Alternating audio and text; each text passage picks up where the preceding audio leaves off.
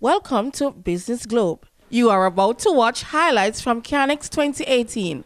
Take a look at a panel discussion on cannabis and the Americas, the global opportunity. Part 1 of 5. His Excellency Vicente Fox. And now, Deepak from Zambia carries with him a letter from His Excellency Dr. Kenneth Kaunda, first President of Zambia and Father of the Nation of Zambia, for His Excellency Vicente Fox. Kenneth, Deepak, I invite you to deliver your letter. Can we have Vicente and Deepak here delivering his letter and receiving his letter, please? Right in the middle for the photographers to capture you.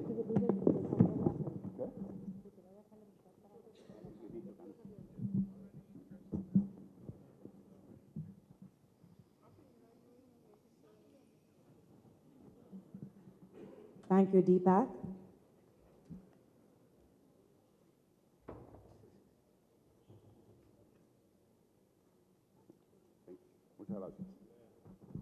Muchas gracias. Let me just take advantage quickly to invite all of you to come to Canex. We have come to an agreement with Canex, Jamaica, to work together and continue this effort. So next April 25 and 26 at Centro Fox, the Presidential Library, first one ever outside of the United States, we're going to hold this global summit with those 1,500 participants of the industry that are going to be there, with all Mexican authorities, health, economy, and else that are going to be there. And there we can discuss what is next step.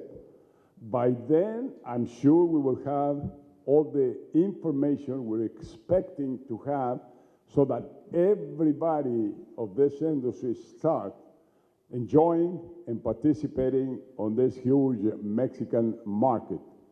And Centro Fox will be the core, the center of innovation, of information, of education, of academic work for Mexico. So this is the place. We're in the state of Guanajuato, center of Mexico, which, by the way, Guanajuato and Querétaro and Aguascalientes enjoy 11 huge state-of-the-art automobile manufacturing plants together with all their clusters. It's a very dynamic region of Mexico, is full employment, and now wants to take the lead to move this industry ahead in Mexico. Thank you again. Thank you, His Excellency Vicente Fox. And now, before we introduce our next panel, Cannabis and the Americas, we have Danny Fontaine from Colorado. Danny is the largest producer of hemp in the U.S. and has been a grower for 12 years. Please welcome Danny Fontaine.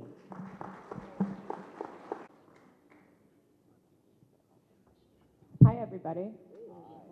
Whoa, shit. I'm going to take this off. Okay. I'm a little short, so you have to see me from over here. Hi, everybody. I'm Danny. I am from Colorado. I've been growing cannabis for about 12 years legally. We started our business out in Denver. It was an edible business back in 2008. And from there, it just kind of took off in every way and realm that I could ever imagine. From there, I really started and pushed organic edibles out to the public because I really believe in health and nutrition along with cannabis because it all works together.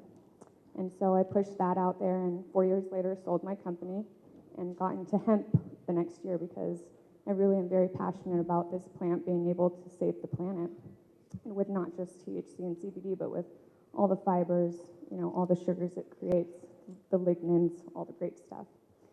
So we planted our first hemp farm back in 2013, and it was only 2.5 acres. And I want to tell you this because I just want to show you the growth that's happened in America since our first 2.5 acres. This year in the United States, there's over 25,000 acres of hemp being grown. So the THC market's doing wonderful and everything, but the industrial hemp market with the CBD is really, really taking off. And it's taking off in the way that, like, we really can't keep up. So we have 4,000 acres this year. It's all based throughout the United States. We have probably 2,000 in Colorado and probably, I don't know, the other 2,000, majority in Oregon, Kentucky, and New York. And so we really do a lot of CBD growing, and we've created a lot of different routes, everything from a spa storefront, which was really the first hemp-based spa in the world, and that started a couple years ago, and we actually opened one out here in Jamaica not too long ago. So we have our storefront there and here as well, and we just really are all about educating and letting people know the vast, I see my friend filming me over there, see the vast uses of this plant with not only just the marijuana side, but really the fibers and the lignans, because that is everything from our clothing to the buildings that we can build, to the food that we eat, the omegas that we need in our brain. It's really everything across the board that we need. So putting your energy not only into the medical side, but also the industrial side is really what's going to fuel this plant across other countries. And being able to introduce localization and, you know, local growing, local processing, local businesses, that's what this plant can do for everybody. And I've been able to see it, you know, over the past X amount of years really do its thing, and it's just been absolutely amazing. I just wanted to tell you the growth in the Americas, and that, you know, this plant is here for us all. It's here to help grow businesses and grow our own, you know, we all have endocannabinoid systems, so it'll make us healthier. It's just here for us. So that's my introduction, and I hope you guys have a great day.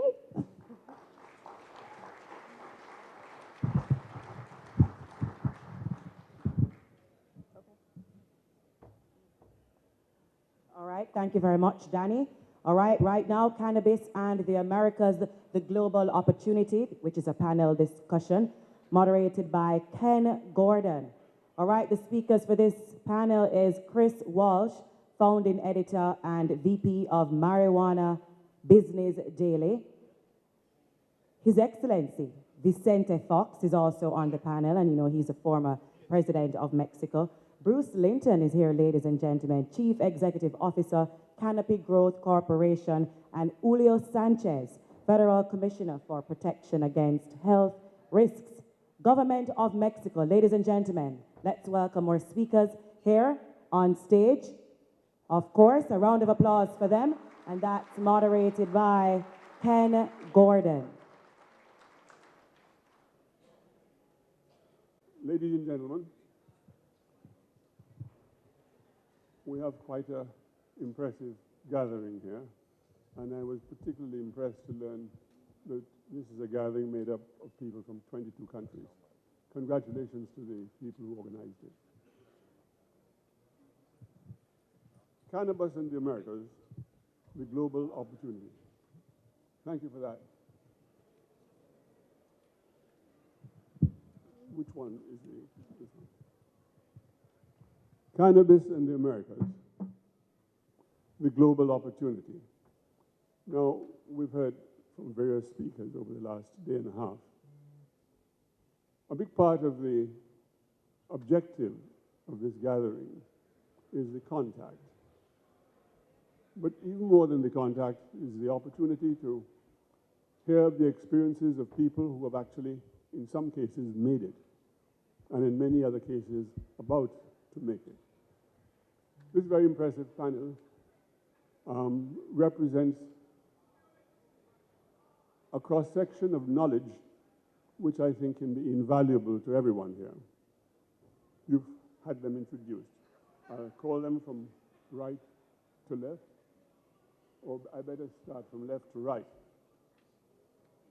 First, Bruce Linton. Bruce is the CEO of the Canopy Growth Corporation. This is the gentleman on the left here.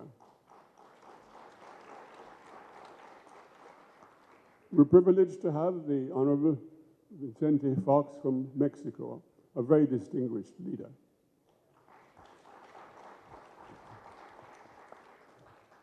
Mr. Monty Williams, the founder of Lenitive Labs I'm not too sure how I should describe him, except to say that he's a man of, sorry?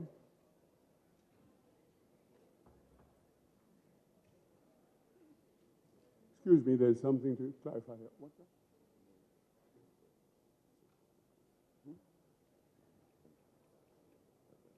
Oh, my apologies. The other gentleman is Mr. Sanchez. Welcome, Mr. Sanchez. And he is the Federal Commissioner for Protection Against Health Risks from Mexico. In short, he is the man who has to take care of all the difficult problems in Mexico. And we're very fortunate to have him here.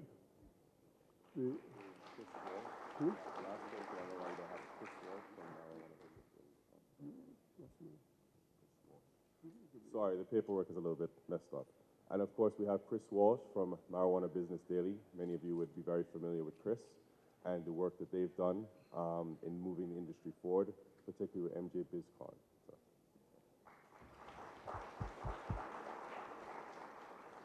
Sorry about that, but unless some little thing goes wrong, the overall thing never goes right. Now, I wonder, Mr. President, whether you're prepared to kick off this discussion.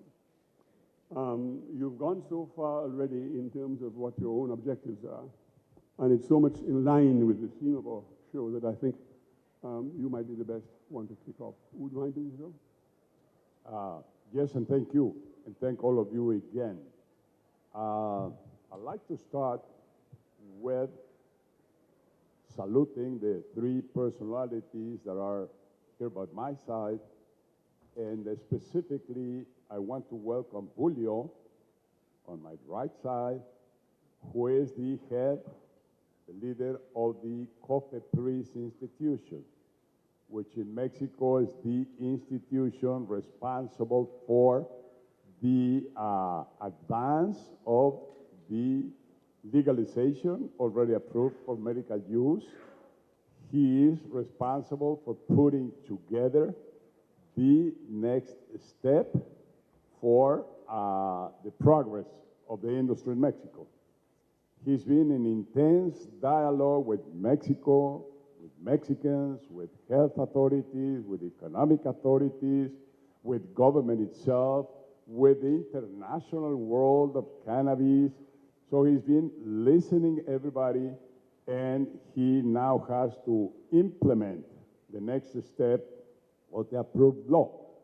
So I'd like to start with Julio, addressing some words to you, because I think it's very important for you to listen, and this is the future and the calendar of that future in Mexico for the industry, for the medical use of industry. Now, Julio, before you begin, let me say that I think it would ease the discussion if, as you speak, if any other panelists wanted to intervene to get a certain point over. There may be something. Feel free to interrupt each other. I don't want this to just be a state 1, 2, 3, 4. Feel free at any time that you want to interrupt to do so, and that will keep the conversation going. Please, Julio, go ahead. Oh, thank you very much, and thank you also to Canex for the invitation. It is actually an honor for me to be here, and also with Vicente Fox and all these personalities that are presiding this event. Thank you very much. Yes, COFEPRIS is the Mexican authority in charge of regulating basically 10% of the Mexican GDP. We regulate 15 industries, medicines, medical devices, supplements. We regulate medicines, food, drugs. We regulate basically the industries that are related to 11% of the foreign commerce in Mexico. So Mexico, COFEPRIS is basically the Mexican FDA. So we are in charge of regulating all these kind of products that are, right, since the reforms in 2017 were in place in our Mexican health legislation. We are going to be in charge of authorizing, giving the permits, give the licenses to medicinal use and also industrial use of cannabis. So let me just explain you very quickly what is happening in Mexico right now. We had this very profound reform in June 2017 where the Mexican Congress authorized the elimination of the absolute prohibition of cannabis for medicinal use and also for industrial uses. So this is a great news. And what Vicente Fox, our ex-president, said before, there's a timeline, and we have a very specific work to do in order to implement those reforms. The reform said specifically that the Ministry of Health should have 180 days to harmonize the regulations that are implicated or that should be regulating the use of cannabis in our legislation. So we presented, COFEPRIS and the Minister of Health presented a draft for a specific regulation in order to do that. And we received in the public consultation more than 150 observations to that draft that are related to self-growth, that are related to the patient, that are related to many implications and also many observations from the different stakeholders, from the industry, from the patients. So actually, it was very difficult to put all these observations in a draft. So there is a delay in the issuance of that regulation, but there's a great news right now. I can actually share it with you because it happened last week. We believe there is a chance that this regulation could be issued in a first part by COFEPRIS, like an internal guidance. So there is an opportunity, we are analyzing that opportunity, that option, because if we wait for the regulation, the president, the actual president right now, or the future president should issue that regulation. That is a faculty that is only assigned to the president. But COFEPRIS has some faculties as well to implement some activities related to import-export of some products. So we are analyzing if we can, in the next 2 months, issue a very specific regulation in order to implement that. So let me just explain you very quickly what the reforms from last year, the implications of the reforms from last year. The first thing is that we eliminated the absolute prohibition of cannabis for those uses, but there is not the growth in Mexican soil was not authorized. That is basically the exception of this reform.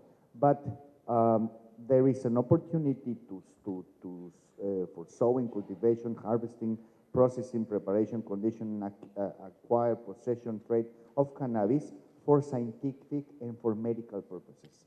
So, for example, yes. Walk through that list of all the things you have to govern again. Read that list slower. Because people always bug the regulator to go faster, but you should think about what he's got to do. So just list the sowing, go down the list. Very good. So the first article that was reformed, Article 237 from the Not 237, that's too detailed. No. Okay, I will just read the article that permits the use of cannabis and for medicinal and scientific purposes. It says like this: sowing, cultivation, harvesting, processing, preparation, conditioning, acquisition, possession, trade, transportation, medical prescription, supply, employment, use, and consumption of cannabis will be permitted only for medical and scientific purposes with prior authorization by the Secretary of Health. So the reason I get them to read that is the only reason we can have businesses is because we have regulators. If we don't have regulators and we don't have rules, and if we have poor regulators and poor rules, we have really poor business opportunities. And we tell them, you got 180 days, I think was your marching order, figure out that whole list.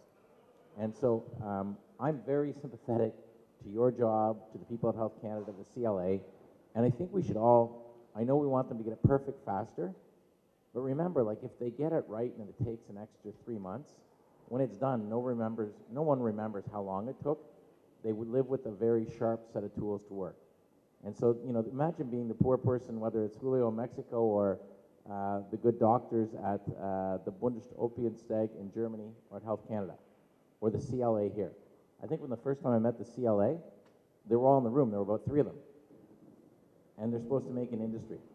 So keep going through your list, but I think we should all pause as the regulated to appreciate the enormous challenge of regulating us. And 180 days is an unreasonably quick objective to put together prudent rules on that. Gentlemen, permit me. But one of the questions that I think might be of special interest to many people here is if one wanted to get into the business of marijuana, growing it, what are the objections? What are the obstacles? How does one begin? Are there real difficulties that stand in the way of getting that done? I think there may be some people here. Could they close that door for us, please, and keep it closed? Yeah. I don't think it's fair to... I can start by answering that, but I think you wanted to finish a thought. Oh, yes, Hold on thank a you very minute. much. Hold on a minute. Oh, thank you again. Let me just Right, okay. Could you let go me ahead? just quickly finish with this argument. The regulation in Mexico has a very important element in comparison with other regulations in the world. It's a federal regulation. It is not like in the United States, divided into states. So it's like in Canada as well. So it's a federal regulation that once it is issued and implemented, it's going to give certainty to industries, to investors, to come to Mexico and to develop medicines, to develop alimentary supplements, to develop cosmetics, even to develop some tobacco or alcohol or even food with cannabis. So the point that we have to see in Mexican regulation is that we have eliminated in this government a prohibition that took 90 years in our country to prohibit cannabis for any purposes. So that is a great news. The second great news is that is a federal regulation that is going to be implemented and that is going to give as well with the processes that COFEPRIS already have to those products are going to give certainty for the processes to have market authorizations. So to answer your question as well, I think this segues into it nicely. If you're looking to get into this industry, no matter the country you're in, the first thing you have to realize is that the regulatory process, as we were talking about, is complicated. And every country is handling this differently than the other country. So there's no regulatory framework that's being used all around the world. So this is still a new concept and a new idea for regulators and for business people and for politicians and lawmakers. So you have to understand that there's often delays in how this is rolled out. You have 180 days. Who knows if that will actually happen? We've seen deadlines missed many times, often with good reason, because, again, they're building this from the ground up. And as Bruce said earlier, they need to get this right. And if it's not right the first time, is what happens is the regulations change. And you've invested money and time and resources into getting involved, and then everything shifts underneath you. And that costs more money, and it also can put people out of business. So the first piece of advice would be to really understand your country's regulations, which sounds obvious, but a lot of people don't do that. They're complicated, and you need to know them just like the regulators do. So you have to spend a lot of time learning what the structure is. And then you also have to anticipate changes and delays. As I mentioned, often we see people building out business plans, whether it's in a US state or in other countries, and then things get delayed, and they weren't prepared for that. So they have to find more money, and they have to find people who will stay around for a lot longer than they thought. So when you're looking at getting involved in the industry, know there's going to be a lot of uncertainty, and as I mentioned, the ground is likely going to shift under you. There's going to be new regulations, likely that come out of nowhere, that can open up or limit competition or cost you more money or mean more regulatory hoops that you have to go through.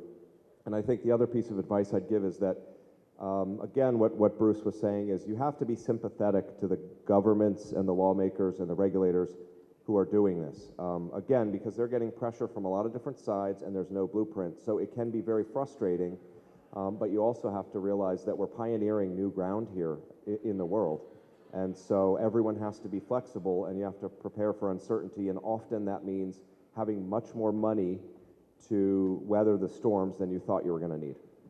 One key issue is, and I was talking about before, the responsibility of this industry. We have to be very careful on how we move ahead and make this industry to be a strong economic sector, a strong health provider sector.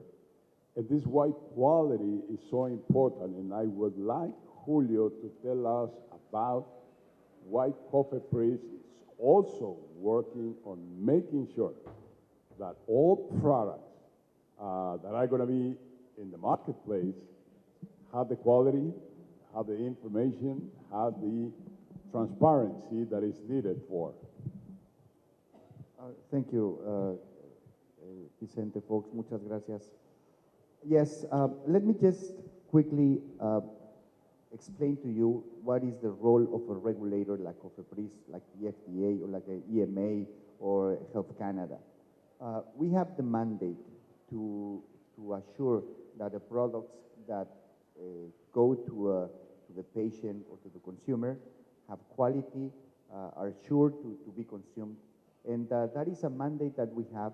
And in terms of what we are doing with cannabis, we have to apply the same process of quality to those products. So quality is important. It's a key element in order to understand, in order to develop an industry that can stay for the people. So we are, at least in COFEPRIS, preparing ourselves in order to have already prepared the processes, the requirements for quality for the products that are going to come with cannabis. So, for example, in medicines that could have cannabis, there is a very specific process in order to give market authorization. We have to go through a new molecules committee. After that, we have to go to a registration process where we are going to analyze if the company has good manufacturing practices or all those practices that are related to quality. So this is a key element because what we are doing right now in Mexico is try to develop an industry that has one element, is good for the people, has quality, has efficacy, is good to be consumed, and it's not going to harm the people. So we are working on these elements on quality for all these products, supplements, cosmetics, and actually what we are doing is to basically prepare ourselves in our human resources team as well in order to understand what is happening in the industry. So this is an event in which I am learning a lot and I am having a lot of information because what the challenge of a regulator is to be sensitive about what is happening, like an article said 2 years ago, being sensitive about what is happening around the corner. That means inside a facility, inside the industry, inside a business plan. Bruce, I want to come to you in a minute because you have had some extraordinary experiences in the industry, and I'd like you to share them with us. We have to be regulated and be regulated. It's going to be very interesting dialogue. Before I do that, though, Bruce, I think we got to give you. We got to give you the job in the middle, which is the one which I've seen done at times not strong enough to begin, which is the labs, third-party verification. And so you can have all the rules and all the regulations you want, you can have all the inspectors you want, but even in Canada what I found was the attributes for which they tested at the beginning put too much trust on the producers not to adulterate the product. And as soon as that adulteration occurred. Thanks for watching Business Globe.